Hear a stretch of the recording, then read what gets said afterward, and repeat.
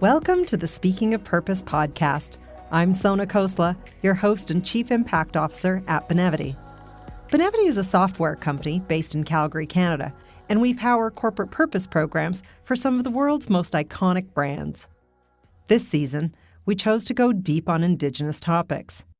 And while it was a short season, it led to some profound insights. This season revealed to us that the wisdom and experience we need to get through the challenging times ahead, especially as it relates to climate and justice, are within our communities. It feels bittersweet to be nearing the end of this mini-series, but I feel like it has come full circle in helping us answer the big question this podcast seeks to answer. How can people and companies operate with purpose to drive greater positive impact on the world? Today, we have an inspiring guest for you who can show us how to be an ally to Indigenous peoples. Her name is Tricia Stevens. She was one of the first people I reached out to when I started my reconciliation journey, and she gave me some practical tips. The most important being to stay humble and curious, and to not be afraid. To be honest, this podcast would not have happened without Tricia. She introduced us to Lourdes Inga, who we heard from in episode 3, and then Lourdes connected us with Melissa Nelson and Aruka Simbolingi from episodes 1 and 2. Essentially, we stumbled into a global network of women warriors and changemakers who are turning the tide, not only for Indigenous cultures and rights, but also for biodiversity, sustainability, and philanthropy. So let's meet Tricia and get into it. Tricia is the former Charitable Giving and Ethical Campaigns Manager at Lush Cosmetics North America, a company that's known for their luscious body butters, shower gels, bath bombs, and skincare.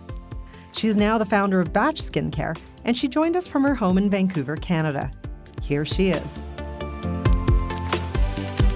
Hi, everyone. My name is Tricia Stevens. I am on the traditional, ancestral, and unceded territory of the Squamish, Musqueam, and Tsleil-Waututh people in what is now known as Vancouver, British Columbia. I have been living and working here for close to 2.5 decades now, and really enjoy being close to the energy of the Pacific Ocean. And I guess that won't come as a surprise when I share with you where I'm from, which is from the East Coast. And I grew up in New Brunswick along the Atlantic Ocean on a small peninsula just outside of the city of St. John on the traditional territories of the Mi'kmaq and Maliseet First Nations. Tricia moved on from her role at Lush in October of 2021, after working there for more than 2 decades. Even now, it's clear that she is embedded in Lush's history and evolution. Lush's story is a great case study for companies who want to be allies and accomplices to Indigenous communities. One great example of this is Lush's Charity Pot product. So Lush, being a fresh handmade cosmetics company, there's an incredible vehicle for change as it related to the products itself, as I mentioned, in terms of the care and attention that was put into it from formula all the way through to the sale of the product at the end of the day and what the customer was taking home. And also, we believed in standing up for the rights of people, animals, and the planet, and doing this through public-facing campaigns that would really uplift the voices and the narratives of organizations and help move forward whatever that cause was or issues that they were looking for support for or for justice related to. And then fast forward, I guess, to 2007 was really when we launched what would become our charitable giving or our largest philanthropic initiative from the brand. We launched a product called Charity Pot, which was a body lotion, and essentially came up with, like, how are we going to utilize this as a vehicle for change? Because it's not just about what you're doing, it's really about how you're doing and what is that philosophy and what is that theory of change that you're looking to have with what you're doing in the world. So from the very beginning, we wanted to ensure that 100% of the money was going to organizations. So not 10% or 15%. Like, we wanted to be very transparent that if customers love this product and they pay for this product, we're going to 100% put the money into causes that they also care about and can learn about and then feel connected to. And on the business side, we're going to donate our time, donate our materials, and the resources required to make sure that that program runs and functions as we say that it was going to. Tricia is a big champion of grassroots organizations and initiatives. When talking to her, you will hear her passionately share her belief that grassroots movements that start at the local level are essential for long-term systemic change. She has spent the past 2 decades partnering with organizations to fight for social and environmental justice and advance animal rights. During her time managing the charitable giving and ethical campaign programs at Lush, she grew the Charity Pot program to reach $56 million in grants to 3,000 initiatives in 93 countries. Lush is also a Benevity client, and in 2020, Tricia won the coveted Buffy Award at Benevity's annual Corporate Purpose Industry Conference. This award recognizes individual leadership, innovation, and impact, and is awarded to illustrious corporate purpose and social impact leaders in the Benevity client community. Tricia refers to her time at Lush and working in social impact as a lifelong journey, which is similar to the way I would look at Lush's story. All trailblazers start somewhere. Certainly it has been a lifelong journey, but I would say has been something that I've been putting a lot of sort of time and attention to over the last, I would say, decade or so. As you get older, you start wanting to know more about where you come from and why things are the way they are. And so I don't know if it's just a natural transition of me as a human in the world, or also certainly just as the deep obligation and responsibility I felt around being the manager of the Charitable Giving and Ethical Campaigns program for Lush North America. So I guess in terms of my professional journey, it really started close to 24 years ago when I was hired at the age of 18 to work for a fast and growing cosmetics company here in Vancouver for Lush Canada. And we spent the first bit of my career really rooted in the manufacturing side of the business. So spending lots of time on the floor with the folks who produce all those beautiful products and really understanding where are the ingredients coming from, how are we supporting those farmer and producer communities, what was the inspiration around creating the product and why is it useful for folks, and really became engaged in the company's roots as being a campaigning company and standing up for what was right at a young age. From manufacturing to social impact, that's quite the journey. Having worked at Lush for 24 years, it's no wonder Tricia knows the business inside out. Now, I'm going to shift gears a bit.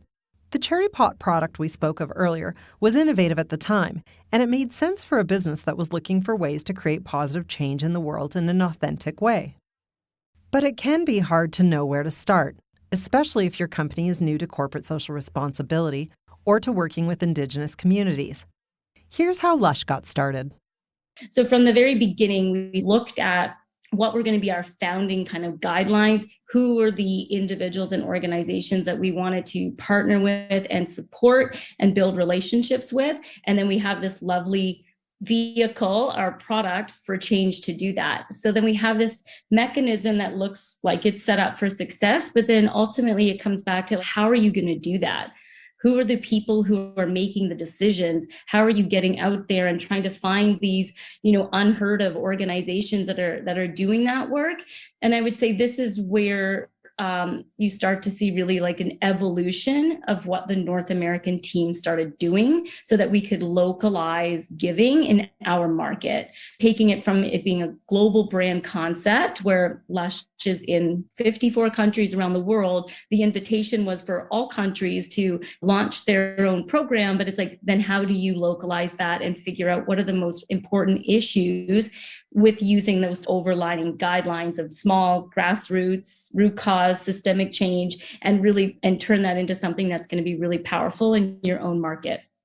It's important that companies understand themselves from the inside out, understand your industry and its impact, but also figure out what your employees care about and see where you can actually make a difference. With so many considerations, doing your research to find out where the gaps are being felt can help you create change where it's needed. And like we've mentioned in the past few episodes, be prepared to think long-term. Here's more on how Lush evolved their program to involve all of their stakeholders and deepen their impact. And so as a grant-making team, we really took an approach of looking at our grant-making from sort of a holistic perspective and understanding what it means to become allies on issues, and then also the encouragement of our staff and customers getting engaged so that they can also become catalysts for change. So the charitable giving team wasn't just 5 people working on the program full time. It was the sum total of everyone in the company and all of our partners and communities that we worked in. Further to that is thinking about, well, what type of funder and partner do we want to be? There's a lot of power dynamics that exist between those who have resources and those who need them. And philanthropy, again, is just another mirror of those other systems, whether it be political or financial. So we looked a lot at what was going wrong with relationships in philanthropy by listening from our grassroots partners and said, we really want to move forward with a trust-based philanthropic position. And so when a lot of people hear trust-based, they think, oh, that's too risky. We could never do that. But it's like when you get down to what that is, it's really putting the power and the decision making on your partners to tell you, here's what we require resources for, here's how we'd like to partner with you, here's how we're going to measure success. So you're really not taking a cookie cutter approach to what every community needs. So it takes more time to do this work and to build out these relationships.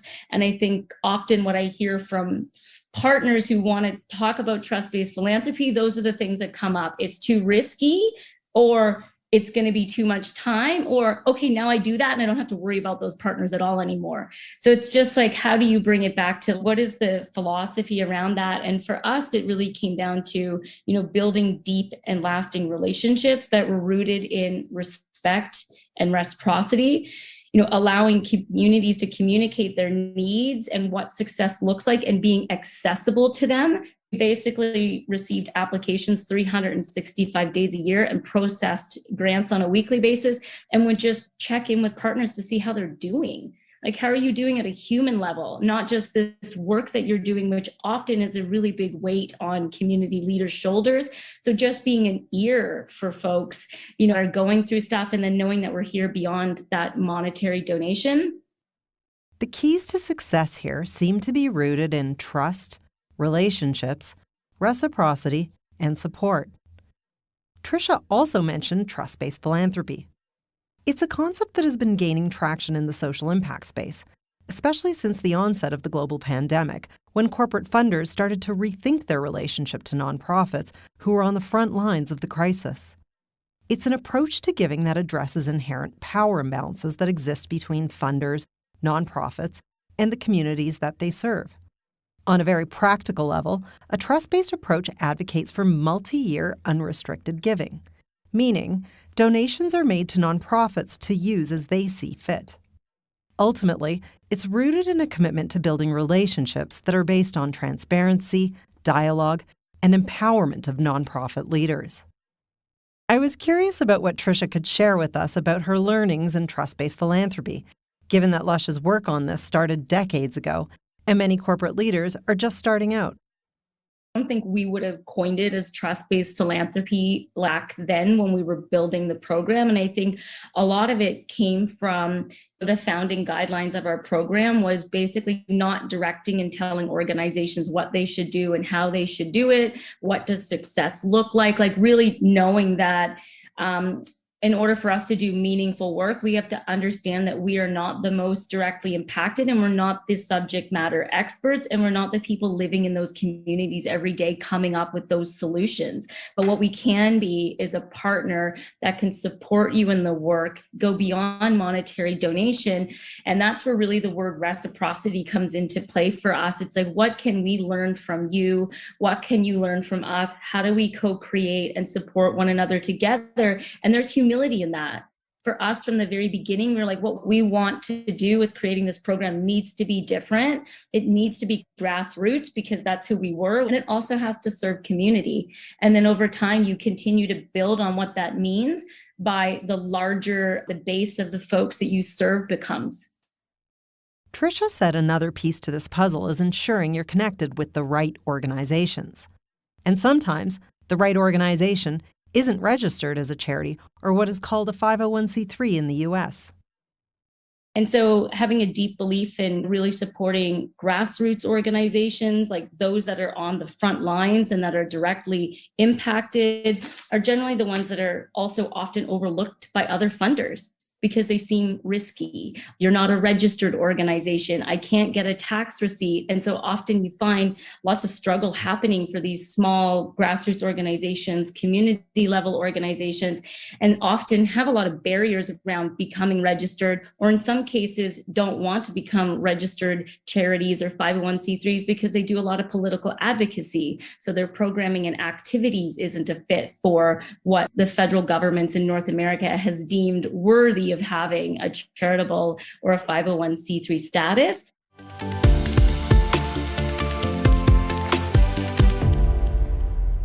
This season is all about Indigenous knowledge and leaders. So I wanted to dig even further into how Lush got involved with their Indigenous partners in the first place. I think a lot of it came to when we were connecting around, like, what are the issues that we're talking about out in the world? And I remember very specifically for me, it was in 2010, and it was going to be our first kind of like public conversation about what was happening with resource extraction in northern Alberta. And so we'd already done a lot of like environmentally based campaigns and work. And certainly this was a topic at the time that a lot of Canadians were not familiar with. And most people knew them or will now know them as the Alberta tar sands. But at that point in time, it wasn't really branded in that way. And so we were looking at like, okay, what does Lush as a business, like how do we get engaged in this and how do we have conversations around it? Because there was partners reaching out to say, well, you have stores in Alberta, you have stores in British Columbia, like this should be of interest to you and your customers. And so there was a lot of dialogue that we had between our staff and our customers around what we should champion.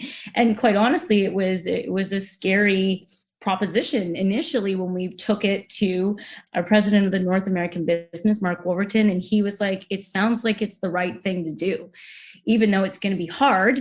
So we need to figure out how we do this in a way, because of course, not everyone's going to be happy with the conversation, but how do we know that what we're doing is rooted in rights and justice and what we believe in?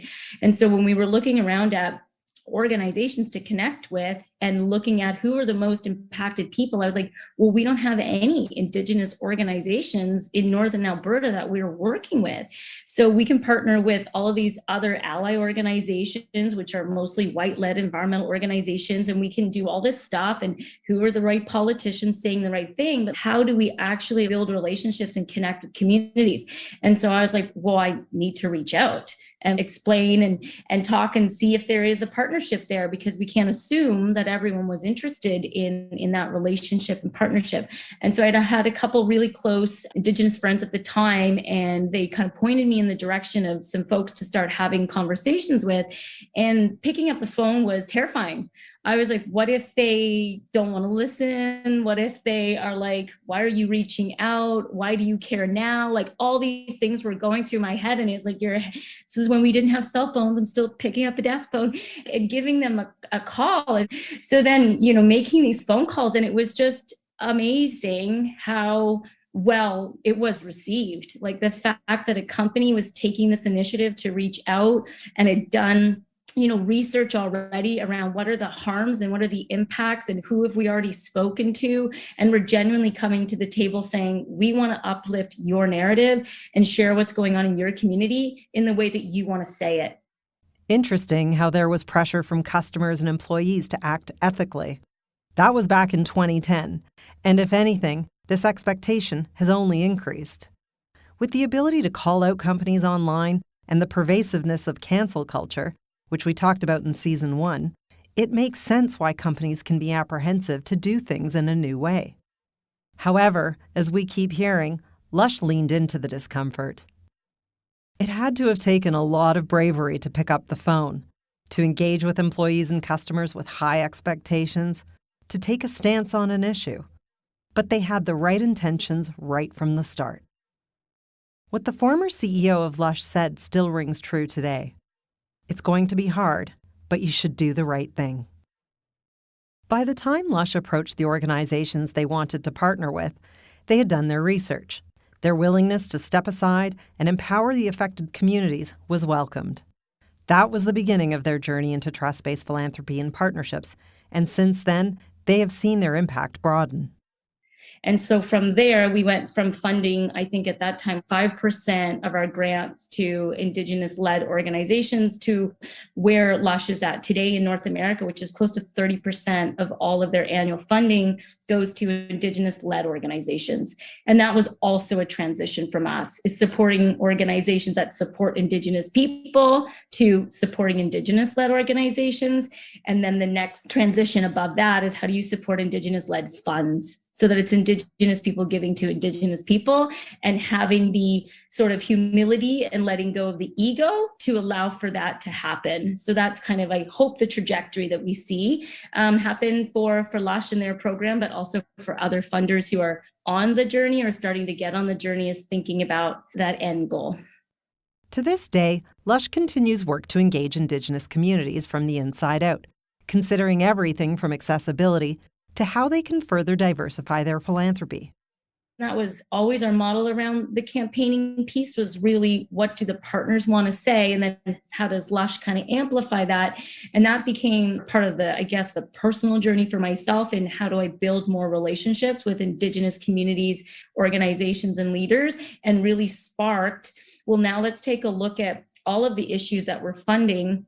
And where is there the gap where we're not funding an Indigenous organization to do the work or another BIPOC organization, but we're funding ally organizations or organizations that are mostly staffed and run by white people, which isn't, again, that's not a bad thing. I'm not saying that you can't, but it's like, how do we have more diversity within philanthropy? And at that point in time, there wasn't a lot. 15 years ago, it doesn't look like it does now. And I'm not saying there's still not a lot of work to do. And so that kind of sparked the journey around, let's look at our giving and how is our program maybe not accessible? Are there things we're asking in the application form that are culturally inappropriate? How do we have Indigenous communities learn about our program? And so from there, the team was really tasked from a geographical perspective and an issue perspective to kind of do a deep dive and really look at that.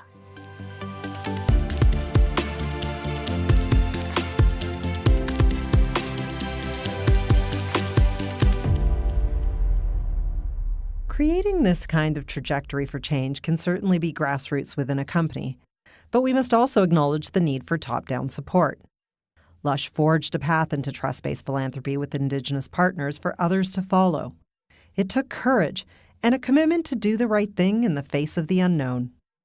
90% of the work we did was with communities externally. And then that other work was bringing that back in and educating staff and engaging staff and customers. And as soon as managers and people leaders started seeing how connected staff were to these issues and communities and their desire to want to support and be involved, then that becomes a development opportunity. It becomes a career path for someone, and it becomes a reason for folks to stay engaged with your business. So it became this value add along the way as, you know, we were able to further build out our employee program. So it just kind of was this natural progression. But yeah, definitely at times when you are running a big business, things like giving away dollars and doing things that are external to the company can feel like not the most important thing. But I think what we learned over time is not doing that can harm your business and your employee retention and attracting new talent more than it ever did for the effort that you spent in putting those resources externally.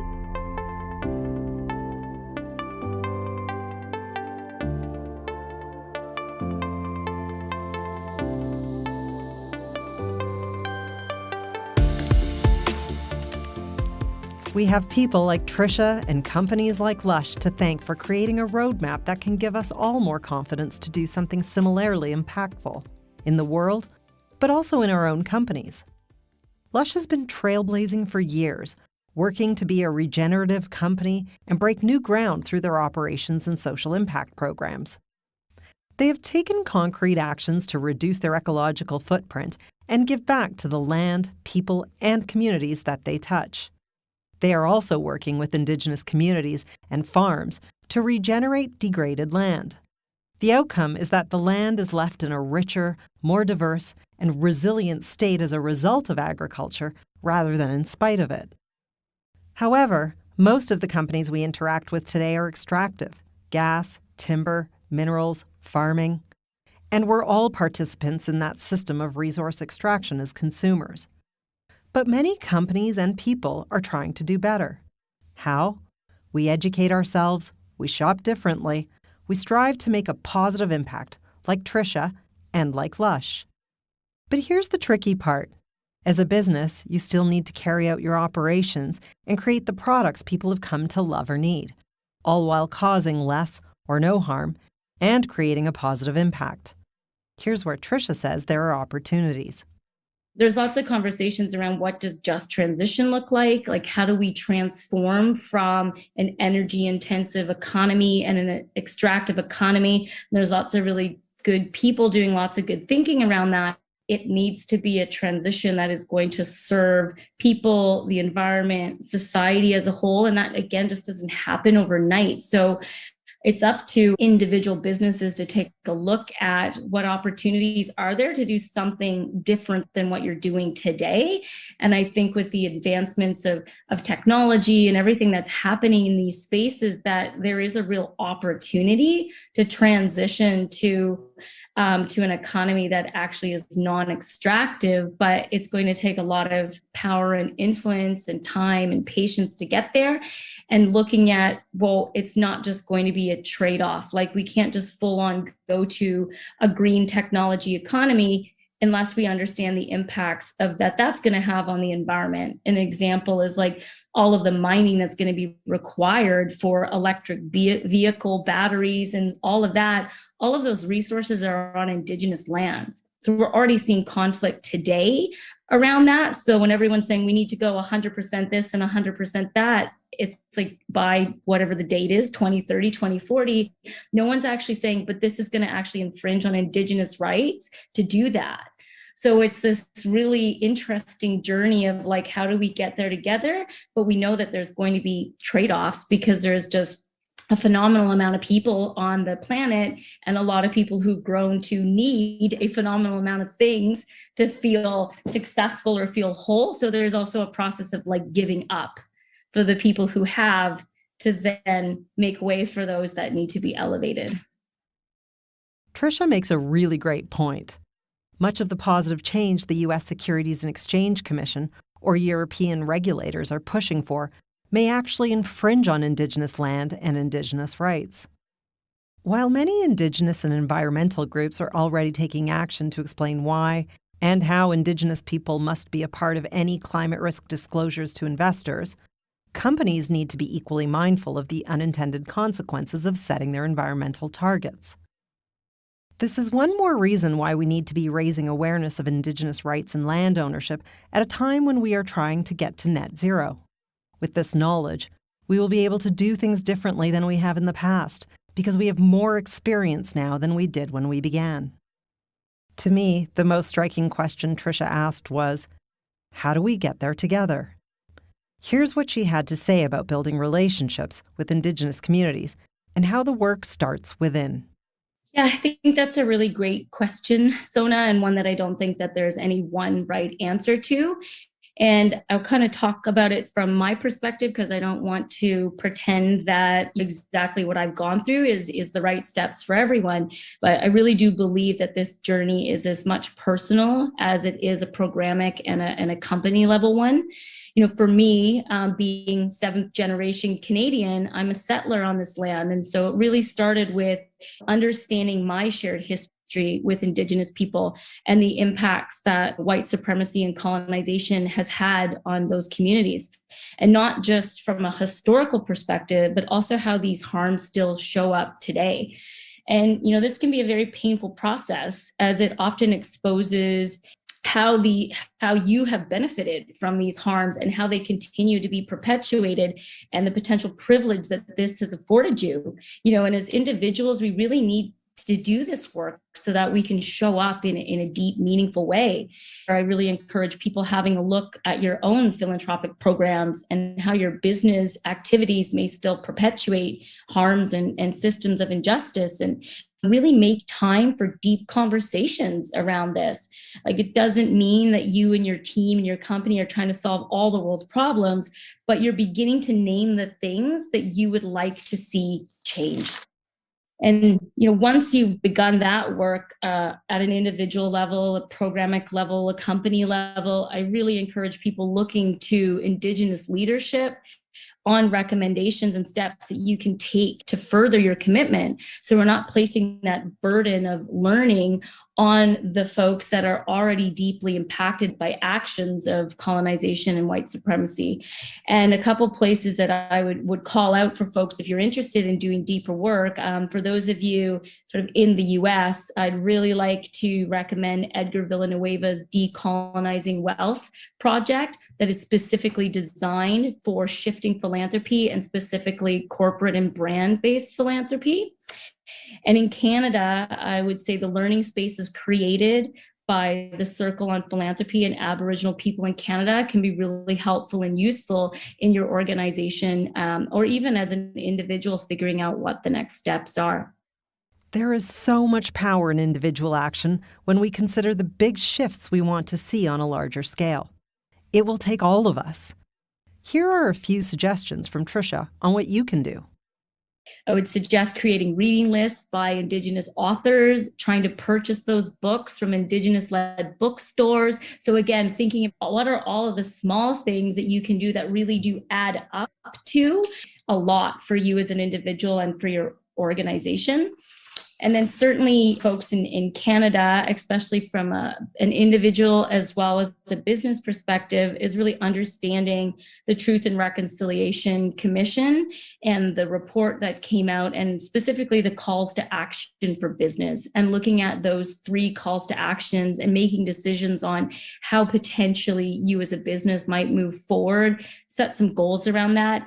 And again, it's a continuum and it's a learning journey, and you're going to make mistakes along the way. It's going to feel difficult and hard, but in the end, you're going to look around and be very proud of the relationships that you have made, and that, and the progression that we're all moving forward together. So it's like, how do we, as Indigenous and non-Indigenous people, build a future that we both are going to look back on and be proud of that shared history? And really, there's so many opportunities for that to happen. And you as an individual in your organization or someone running a philanthropic program have a lot of power right now and responsibility to ensure that you're educating people within your organization and showing that path forward. Building a future that Indigenous and non-Indigenous people can be proud of. That sounds a lot like reconciliation to me. It reminds me of the 7th generation principle, too. It's an Indigenous concept that means the decisions we make today should result in a sustainable world 7 generations into the future. It's a call to the people of today to work for the benefit of the generations to follow. We're all in this together, and we have a lot more power than we think. So let's make a change. Now you might be asking yourself, how will I know if I'm making a difference? What does success really look like? It really is like, what's the paradigm shift that's required around how we define success? And certainly traditionally, we have all of our impacts and measures around people served or how many meals or how many dollars and all these kinds of things. And it's not to say that that is not bad or that it's incorrect, but it tends to be the only thing that people look at is these investment versus impact models and things that are really bite-sized for boards or for, the C and D suites of organizations, but really on the ground, how does that materialize and what does that look like? I think we really need to reevaluate success and start thinking about things as like, how do we value relationships and how do we value health and well-being and how do we value inclusion in philanthropy? Like, how are we providing seats at the table and making space and all of these other things that I guess are a bit more intangible. So how do we move away from some of these things that seem very tangible and seem like you're getting lots of results, but ultimately that may not be the impact that's needed on the ground? And how do we kind of get more out of that numbers driven space to something that's really rooted in human nature? And how do we co-design so that we're creating thriving futures, not just only for Indigenous communities, but for all human beings? And I think, to me, success is a more holistic vision versus just numbers. But that being said, I would say for anybody that wants to have some numbers, we'll just go back to sort of what was called out earlier around, less than 4% of all global funding goes to Indigenous people and causes. And in the US, that number is around 1.2. So we know that we can be setting targets just even like tomorrow around looking at how much we're giving and how do we increase that. But that alone is not enough if we're not building deep, meaningful relationships. What resonates with me is the idea of redefining success and reprioritizing relationships. It's not just what we are doing to drive impact, it's how we impact the community based on how we operate. We need to look at who we want to be as people, partners, and companies engaging with Indigenous peoples. And much of this work starts at the individual level, with a personal journey. I hear people call it doing the work, but to me it doesn't feel tedious or difficult. In fact, it's engrossing and enriching. It's work worth doing. And there are a lot of people who can be our inspiration. Just look to our guests this season. You need a humble heart, like Melissa said. The courage to speak truth to power, like Ruka did. Channel your inner warrior, like Lourdes. Stand up for what you know to be right and just. And step into discomfort, just as Tricia did. What we're trying to do is long-term change work. And yes, it could take generations to change our current reality, but everything we learn and everything we do today will set the course of our future. And if we don't start now, change may take even longer or may not happen at all.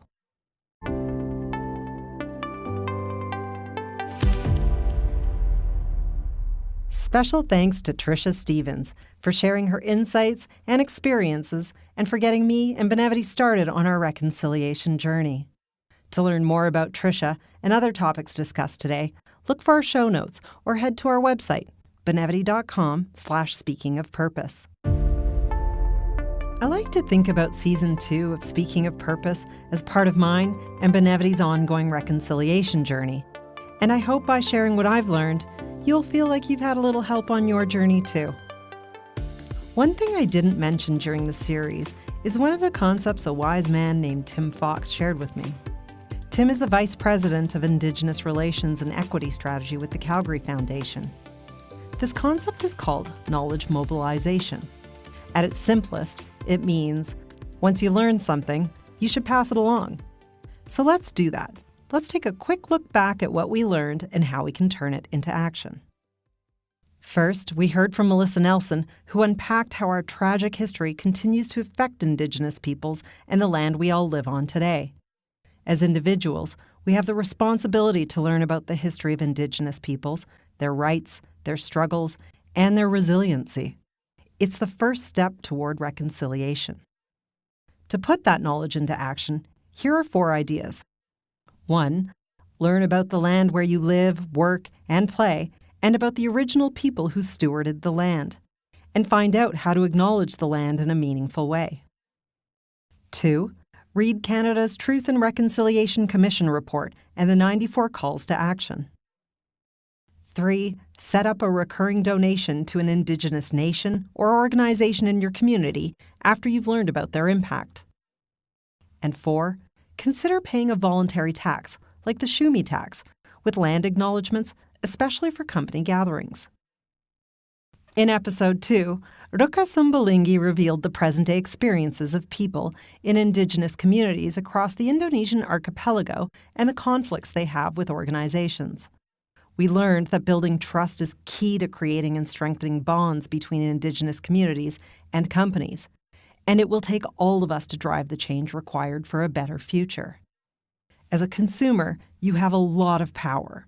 You can learn more about where your products come from and how the communities where the resources are extracted for those products are treated. Then, you can make more informed buying decisions by purchasing from companies whose values align with yours. It's a simple yet powerful way to hold companies accountable. Next, Lourdes Zinga revealed the blind spot in philanthropy, as in the discrepancy in funds going towards Indigenous peoples considering the proportion of the global population that they make up. She also brought us into the world of Indigenous-led philanthropy and how it is a shining hope for meaningful change. We also can't forget the many examples she shared of how women are the most fierce protectors of Indigenous land, culture, and ways of knowing. Lourdes revealed how philanthropy inherently contains harmful power dynamics with the communities we are trying to serve. By creating horizontal relationships and supporting organizations where Indigenous peoples are able to practice self-determination, we can rebalance power and make our giving more impactful. That means we must start by changing the way we give. Next time you want to support an Indigenous cause, consider who is deciding how the funds will be used, or how you can make it easier for Indigenous causes to apply for grants if you're working in that space. We also need to shift our expectations around giving and acknowledge that long-term, meaningful change will take sustained action and support. Lastly, we heard from Tricia Stevens. We learned that it takes courage to step into uncomfortable places, but with the right intent and humility, companies can build trust between Indigenous and non-Indigenous people. Lush provided us a roadmap and showcased how top-down support, grassroots change, and the willingness to take risks are all essential to driving the change we want to see. To get there, we have to do the work at the personal, program, and company levels. Starting with the personal, try reading books by Indigenous authors. Or if you work in social impact, reach out to organizations that partner with Indigenous communities and learn how your company can do something similar. That brings us here. The season was short, but rich. We hope you think so too. Thanks for journeying with us. Don't forget to review our show notes for resources to support further learning on your reconciliation journey. Speaking of Purpose was created by the passionate team here at Benevity, a technology and engagement platform that helps the world's most iconic brands bring their purpose to life, headquartered in Calgary, Canada.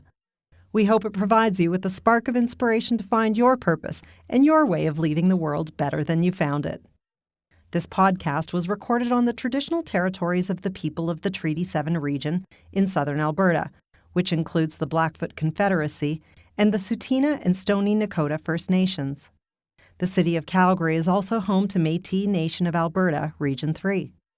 Benevity's headquarters is situated on land across from the Bow River, which has shaped this land and its people for generations.